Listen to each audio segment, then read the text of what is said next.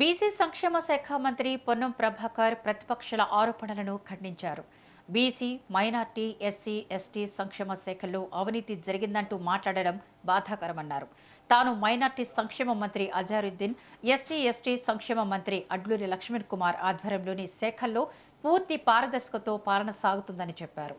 నిర్ణయాధికారాన్ని principal secretary Savyasachi ఘోష్కు అప్పగించి నాణ్యత, పారదర్శకతకు ప్రాధాన్యమిచ్చామని తెలిపారు. మాజీ మంత్రి హరీష్ రావు అవగాహన లేకుండా వ్యాఖ్యలు చేసి తన స్థాయిని తానే తగ్గించుకుంటున్నారని విమర్శించారు. గత ప్రభుత్వ హయాంలో జరిగిన అవినీతిని దృష్టిలో పెట్టుకుని ఆరోపణలు చేస్తున్నారని అన్నారు. తమ శాఖల్లో అవినీతి జరిగిందని నిరూపిస్తే ఎలాంటి విచారణకైనా, ఎలాంటి చర్యలకైనా సిద్ధంగా ఉన్నామని స్పష్టం చేశారు. పేద విద్యార్థులకు నాణ్యమైన విద్య, ఆహారం అందించడమే తమ లక్ష్యమని పేర్కొన్నారు.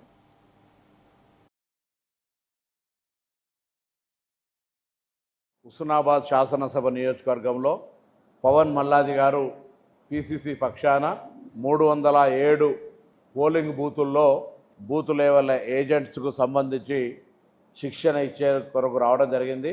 ఇది ఓటర్ల సవరణకు సంబంధించి జరుగుతున్న ప్రక్రియలో భాగంగా ఈరోజు హుస్నాబాద్ నియోజకవర్గంలో ఈ కార్యక్రమం జరిగింది.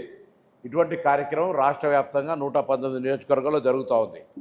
119 నియోజకవర్గాల కాంగ్రెస్ కార్యకర్తలు విధిగా బూత్ లెవెల్ ఏజెంట్లను అపాయింట్ చేసుకొని ఎవరి గ్రామాల్లో, ఎవరి బూతుల్లో వారు ఓటర్ల సవరణలో పూర్తిగా లీనం కావాలని కోరుతా ఉన్నాం. ఎందుకంటే గతంలో ప్రభుత్వ ఉద్దేశము 2002లో ఓటర్ల సవరణ జరిపినప్పుడు ఎవరు కూడా ఓటు హక్కు కోల్పోవద్దు, ప్రజాస్వామిక ఓటు హక్కు కలిగి ఉండాలి అనేటువంటి ఆలోచన సరళితోటి